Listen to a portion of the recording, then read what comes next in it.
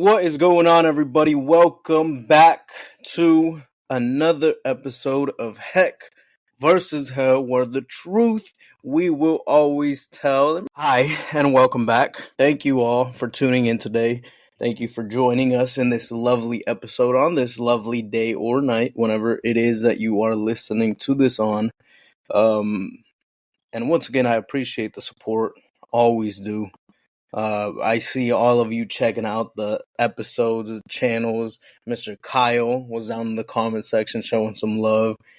Shannon, I see you too. Just to name a few. James, we see you there.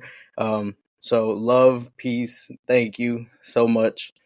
We're going to start doing that, okay? Just so you know, I'm going to start going and being a little more direct and out here with the names. So I know. I haven't been the best at doing that, but we're getting there, right? We're still getting our traction going. What is this? Episode 30? We're hitting on 30s. So we got to do something special for episode 33. I don't know why, we just do, okay? But yeah, this as you could see from the title of this episode, this is going to be a pretty serious conversation, okay? And you might already have grasp as to what we're going to talk about, or maybe have a prerequisition of your own. I don't know if I said that word right. I don't even know if that is a word. I know what I meant though. And really go into something that's very serious, okay? And it's a very sensitive topic. A lot of people don't really like talking about it, or a lot of people just outright avoid it. And it's going to be going down the lanes of different types of, we'll say, unaliving, just because, there are certain situations where we can be taken back from, okay? We will be blurred, beeped out, whatever it is, on certain platforms. So, unaliving ourselves, and that's one to oneself, okay? That's what we're here to talk about today, because it's a very serious situation, and unfortunately, it's such a big case in today's world. And as a matter of fact, I was actually just went to the doctor. What was it? A week ago, maybe? It might have even been a couple of days ago. I can't even remember. Days are so long in time. I can't keep track of time so much. But anyways, they had done a little quick question survey for me. And they had told me that I had mild depression. Now, I was not aware of this, but I have noticed that my thoughts have been different. I don't want to say negative. They're not negative. They're different in the sense of I'm not taking full accountability, as I so love to talk about.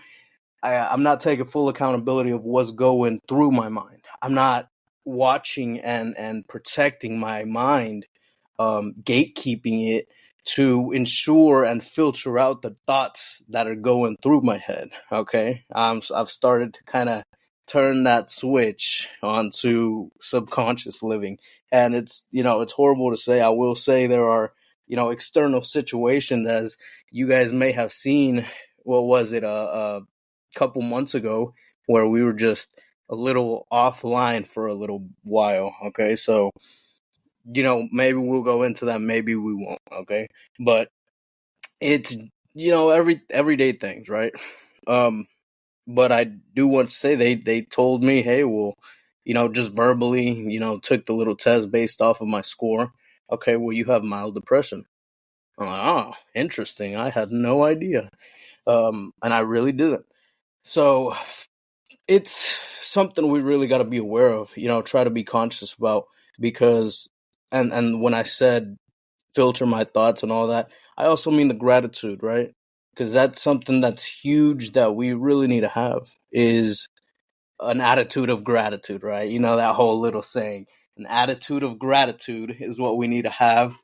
Being able to come forward and see the world with that type of lens. And it's specifically prominent in Western civilizations, just for the fact that we are too secured. Okay, technology has gotten us to the point where, and this is first world countries, right? That it's mostly situating in, we're so secure. We have a lot of the things we need. Obviously, we still have different problems when it comes to homelessness, when it comes to people getting incarcerated, right? When it comes to other external situations of that we also have problems of. But one of the biggest ones is also unaliving oneself. I'm going to keep saying that. I might just find a little better word for it throughout this episode. But the reason that the title of this episode is Comparison, the Killer of Joy, is we live in a world, especially the first world, right, where social media is one of the most prominent things that we see. And not only social media, right, even just going on our day-to-day basis, we don't have to survive, right? We really don't have to survive so much. And if we do, we can still get in those states. But a lot of the times we get to the point where we can tolerate the problems that we have in our life, and it gets us almost bored, right? So we start to create our own problems because everything that we need is already provided to us. So we go and we're not focusing on how to do this or how to do that. Obviously, we still have day-to-day problems every single day, but based off of a lot of external factors, especially like social media, especially like having the comfort in which we have, and that's, something that we should really be grateful for. If you're living in a house, being able to hear this episode, an apartment, even a little shack, that has light and water and all the amenities you need and a bed, you should be grateful for that. Because even whenever I was to the point where I was sleeping in a car, I still had a car. I wasn't sleeping on the streets. And some people that are in quote unquote worse situations are still more grateful than you are. And I'm going based off of this conversation too, because recently, for some reason, I've had a lot of comedians that have come across my social media platforms, right? And I watch a little bit of it. I'm like, okay, well, let's hear some jokes, right? Let's lighten up the mood, take a little break. And I noticed a lot of the times they got really dark jokes, and that's actually where this is kind of straining the line of where it's going towards, okay? And you see this especially in the newer generations of how dark humor starts to get. It's as if the more comfortable you are, the more depressed you are, the less you have to actually try to survive for something. And unfortunately, Gen Z is one of the most depressed generations in ever, really, and ever to ever have lived. And it comes from a lot of that comfort. We don't push ourselves to the point where we can get uncomfortable, where we actually have to focus on doing something. And, we're not to the point where we're so comfortable we can just fully dive into our dreams, or we just live in fear, right? So there's so many circumstances that we can just look at and perceive and start to dissect and see, okay, well, why? Why is Gen Z, right, one of the most darkest humored generations, right? They whatever I was in younger, and I was still in school, actually. I think I was in junior high. Maybe, it might have been before that. But, it was still a newer generation, right? But it wasn't like these generations now, okay? And even then, I had a couple friends that they just had extremely dark humor, and I got lulled into it, right? I was like, whoa, we can joke about that? Okay, why not? Right? And even dark jokes about wars, right? About serious things that has nothing at all to be funny about, right? And that's what I'm seeing these days too. Theo Vaughn, I love Theo, right? I don't want to name names, right? But I already named it. I love Theo Vaughn. He is a great soul. He's a great guy from what I can tell and what I can perceive from my spiritual apparatus. He seems like a really great guy. If you can even go look him up on Netflix. I was like, you know what? I kind of some of the things he's seeing is pretty funny because he's a really smart guy. He's smart enough to act dumb, and still be funny with it. So I'm like, you know what? Let me check out his special that they had on Netflix. This was a couple nights ago. And I clicked on it, not even 10 minutes in, and he was already like, I was kind of distasteful with the humor that he was bringing on. And I just clicked off, right? I didn't finish it out. He popped up again today. Love the guy. But you start to look at these jokes and, right, what they call quote unquote edgy. You start to realize it's a form of coping. And that's what I had to look for in myself, right? To bring all that into a summary of where I'm going with this, it's a form of coping. It's a coping mechanism so that we can bring temporary kind of humor slash joy to us because we're comparing ourselves to something that's worse off. We're finding jokes in a situation that's way worse than ours, when in reality, it's almost like a Band-Aid. It's almost like whenever you go to the doctor, you have a horrible headache. You've been having it for, time, months, weeks, whatever, and they prescribe you Tylenol, right? And in reality, you could be dehydrated. You could be XYZ, whatever it may be. You could have, some kind of headache of life is what Lex and I call it, because we don't really like talking about cancer situations, right? We've both had people in our family that have died from cancer, but so we call it the headache of life. And it could, be that, and they're over here trying to give you Tylenol. It's the same way what we try to do, because it's what we're trained to do, is to compare ourselves to someone worse off, to someone that we see as, okay, well, this was a worse situation. I can laugh about it. If I can laugh about that, hey, maybe I can get through my life, right? And in the whole time, we're over here kind of living in apathy, living in a point where we're just really numb or so depressed, where we are having these kind of thoughts that could really, really harm us. That not only physically, mentally, spiritually, all types of ways, they could really harm us. And we're just letting them go. We're letting them ride. We're allowing them to take a hold of us, and rather than trying to stop it where it's at, we're okay with continuing it, because once again, we live in the subconscious and we allow these patterns to continue, right? So once you start realizing that, you can start to even see that everyone compares, right? Even when it comes to bullies, same way, the way they are, like, oh, well, let me pick on this kid because I feel horrible about myself.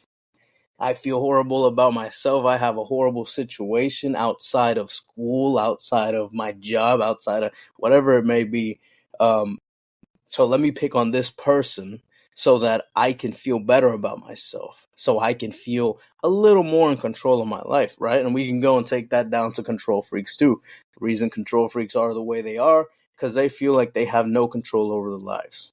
So they try to control every other little element that they feel they can control. So a lot of it is so much psychology behind everything, and comparison is one of the biggest ones. We're taught, even whenever it comes to some of the world's most renowned leaders in self-improvement, self-development, they speak about comparing yourself to someone who's a little worse off so you can feel better and you could see, okay, well, I'm actually doing something. And I heard that from someone that I had respected for a good amount of time.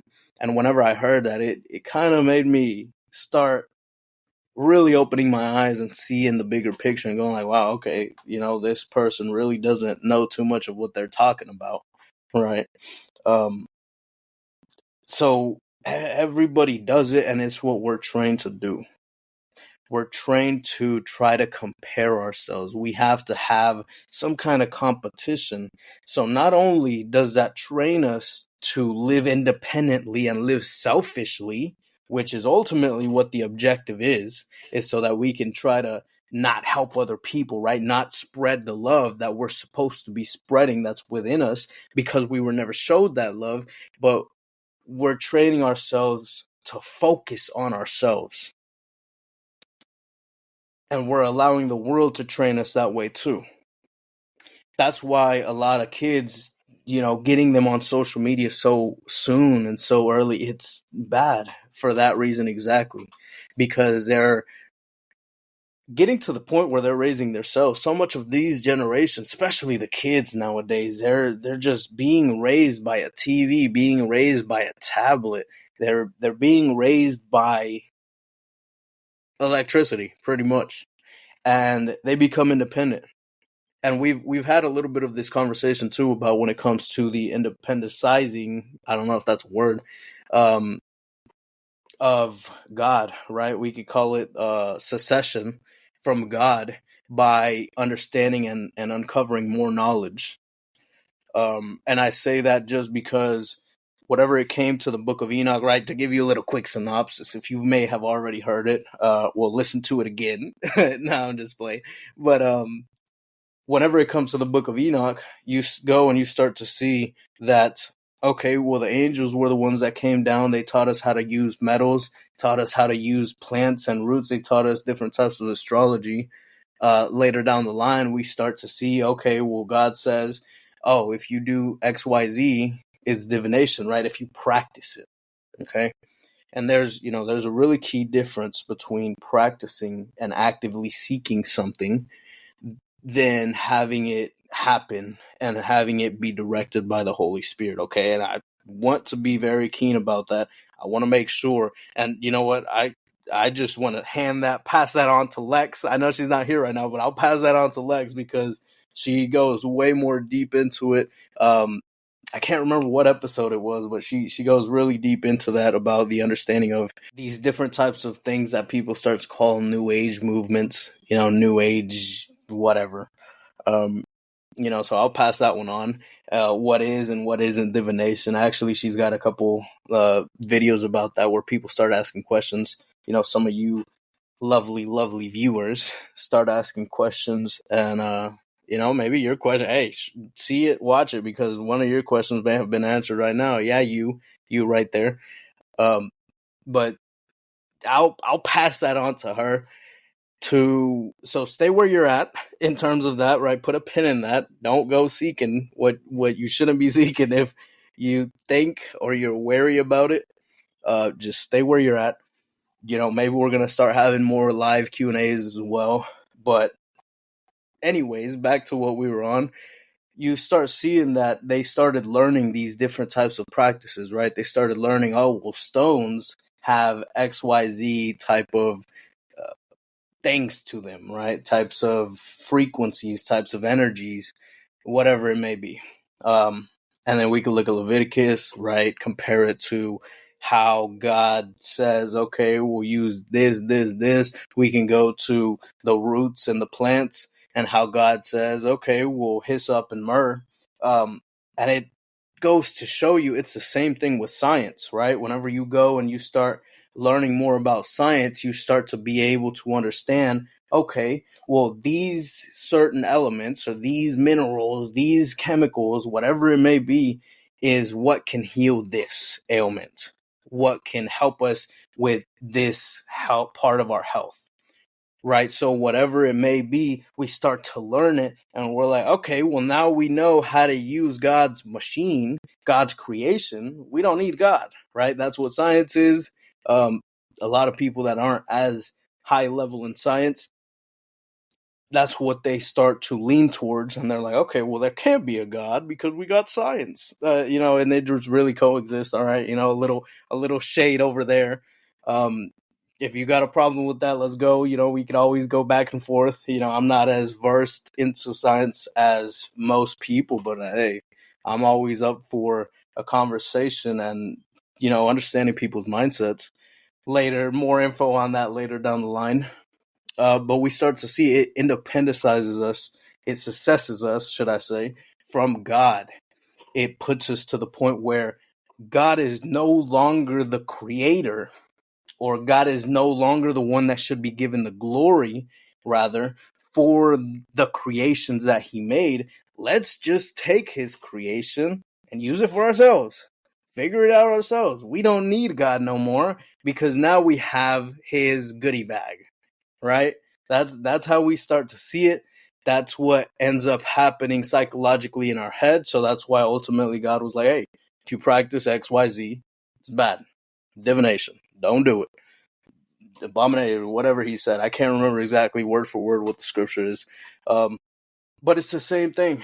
Once we go and we start looking at AI, social media, TV, raising our children, they become independent. They start to be more independent, quote unquote, and get to that point. It happens everywhere. It happens in every single civilization. It's always something that's going to be. We can go into a whole conversation of independent nature that's taught for us, even when it comes to the government giving us different types of relief programs, right? Different types of help when it comes to, people of very, very lower class or middle lower class, right? So we can have those type of conversations, and it's the same way of it teaches us to be dependent, and then it also teaches us to independentsize ourselves. I keep using that word. I don't know if it's a word. All right, don't worry about it. It teaches us to be that type of way, or to make us dependent on them. Okay, so either we're going to be very selfish, or we're going to be dependent on the wrong thing or person or entity or organization.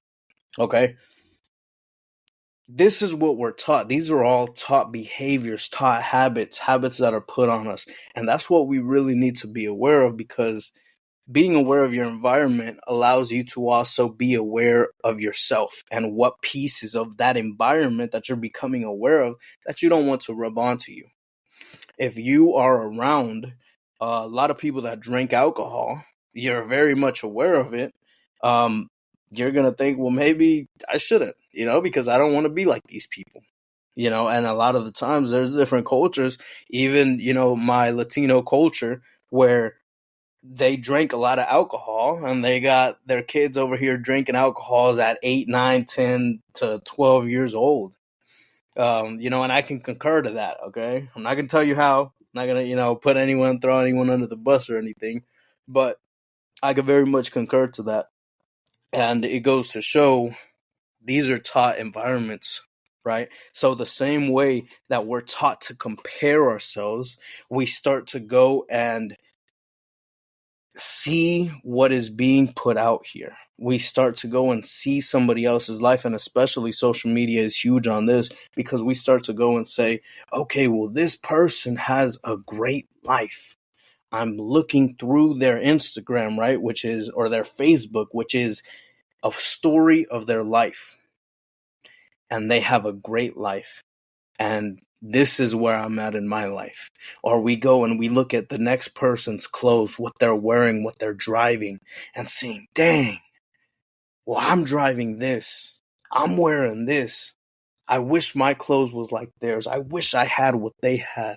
And we start going into a perception of lack. And that's what I like to call depression, really, is it's a perception of lack, of what you don't have, of what you're needing or wanting. Yet we don't begin to realize, hey, we have every single thing we need right now before us. We have it. We're even the breath that's in our lungs, we could be gone like that. If God so chose to, we could be gone in one moment. Right now, wherever you are, and Lord forbid, I'm not trying to scare you, right? Let me not go down that route. But, I mean, even you sitting down right there on the couch, you never know. There's always stray bullets, people shooting up in the sky, a stray bullet come, and hit someone, and that's happened before. It's crazier than hitting the lotto, but it's happened before. There's so many situations where, hey, you never know. Anyone seen Final Destination, right? I'm not saying go and get scared, but these are situations that God can't allow to happen. If it's your time to go, it's your time to go. And we live to the point where we're not even being grateful for the breath that we still have right now, right? And that's what I had to realize going back to it, that's what I had to realize when I was in jail is, dang, I was so stressed out with the worries of life. I was so anxious, so on the next move, and living in my past at the same time. So stressing and worrying about what's to come, comparing myself, right, my needs and wants. Going back to the anxiety, that's what it is too. Um, and then focusing on the past, staying stuck in the past at the same time puts you in a paradox where you don't get to allow yourself to experience and enjoy the present. So, to the present, I would say bring yourself into the present. Enjoy the moment after you get off this listening, this audio. Okay, if you're watching this on YouTube, this YouTube video, but it's still an audio, take time to silence everything around you. If you got to go in your car, if you got to walk outside to a corner, if you got to go sit in a tree, be careful, right? Be careful. But whatever it is, take some time, go sit by yourself and appreciate everything that you have going on right now. Your time will come when certain situations are met, certain needs, if you actually have needs, are met, certain wants are met. But appreciate right now. And I want you to do that so often. It becomes a habit. Taking a walk. That's one of the biggest habits I was able to build before I had a different situation come up, was being able to take a walk, take a stroll in silence, no music, anything, just taking a walk, leaving my phone in my pocket, not answering it, doing that 30 minutes to an hour and just enjoying the beauty of even allowing myself to walk. Even the gift to have the ability to walk, these different types of circumstances. And I can say that too when it comes to, I've seen some people that have been in wheelchairs that are the most grateful people you will ever come across, because they understand, okay, it could be so much worse. I may be paralyzed, but you know what? I'm still breathing. I still have a family that loves me. If you do, I know there's certain people out there that may seem like, okay, well, everything's down because I don't even have a family that loves me. But you have a father that loves you. And that's something that's beyond what so many people need.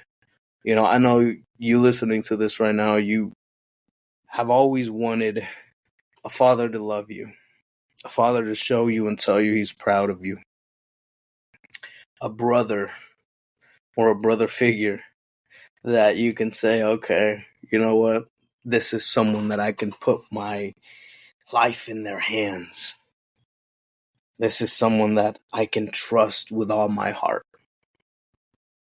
And you go and you begin to see and realize, no matter how much you've been disobedient, no matter how much you've hated the world, hated yourself, hated everyone around you, everything around you, hated the life that you were given, the cards that you were dealt, there has always been someone right there watching you, proud of you, knowing and seeing you through his eyes. That's a hell of a father. That's a father like no other. Someone that has such unconditional love that no matter how you react, just as a father should, he's going to be right there when you come looking for him. And he's always going to be right there, even if you're not looking for him. That's exactly what happened to me. And I know that's exactly what's happening to you, but all you have to do is look. Stop. Be still and look for it. Because you truly are loved.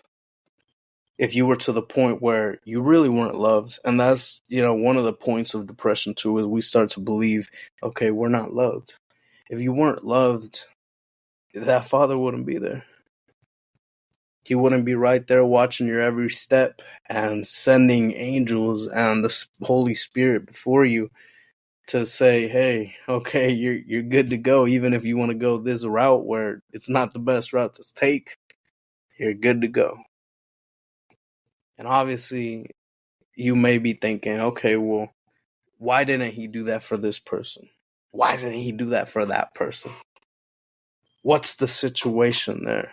I can't tell you. I seriously, sincerely cannot tell you.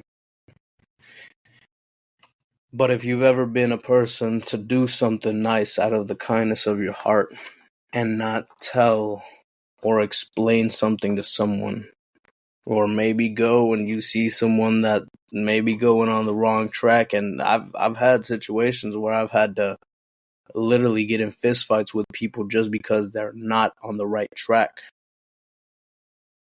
And they don't see what I just did for them. And I'm not going to tell them. They can uncover it later down the line. I can't tell you why the situations you went through were situations that were given to you.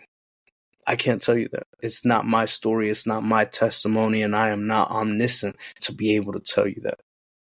But ask him.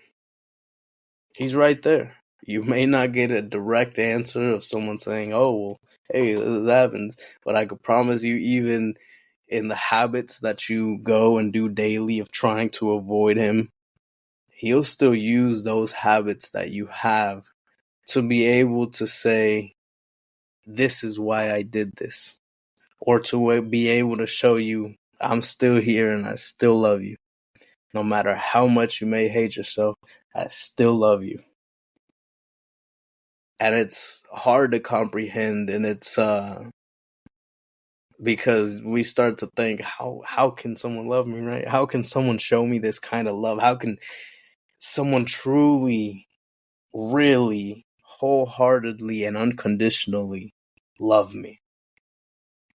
Because once again, we're seeing and looking for what we don't have or who we think we are not. And everything that you look for, you will find. If you go and you look for my name, right, later down the line, once I'm a little more out there, you start looking, Hector Rivera is a scam, or Hector Rivera is a fake person, or, whatever it may be, you're going to look for what you can find. If you believe in Darwin's theory of evolution, you can go and try to find different things that may back up that evolution, right? And on the contrary, if you're looking for something else, you can find it too, right? Whenever we go even to we can go off of that based off of the point of evolution. Okay, well, evolution. Let's go off of it. Well, we see there are certain skulls that are Neanderthal-ish. Okay, cool. Let's check that off. We evolved from that. But the way I see it, those are skulls of the Nephilim, of the Nephil, children of angels and humans. That's why they were deformed, right? So, I mean, who's really right? We don't know. We weren't there. They have our DNA. They have our bloodline. They have the same bone structure. Well, you can't say who's right and wrong. Either person can go and fight their point on it and come up with more facts. If you get on a debate, you go and you come up with these facts. And it's the same way. We look for what we want to find. We're always going to find what we look for.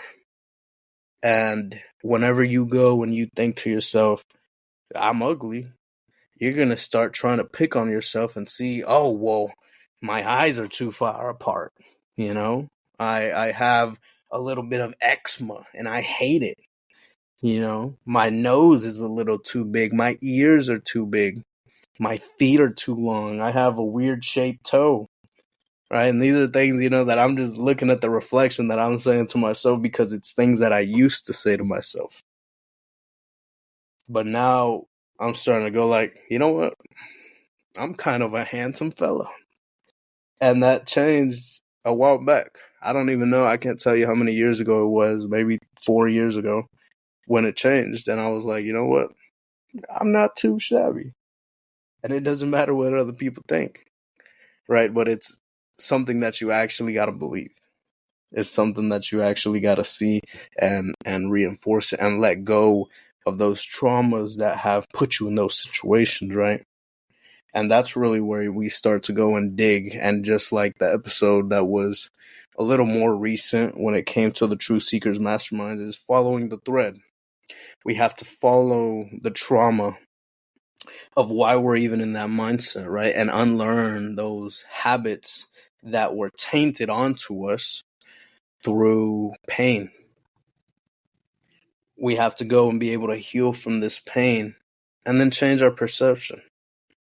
Once we let go of it, it no longer has a hold over us. But just like smaller things, like I mentioned previously, when it came to environments that grew us on, these lies that we were led to believe, which is we need to be independent, we need to stand for ourselves and only put ourselves first. Lies. It's not love.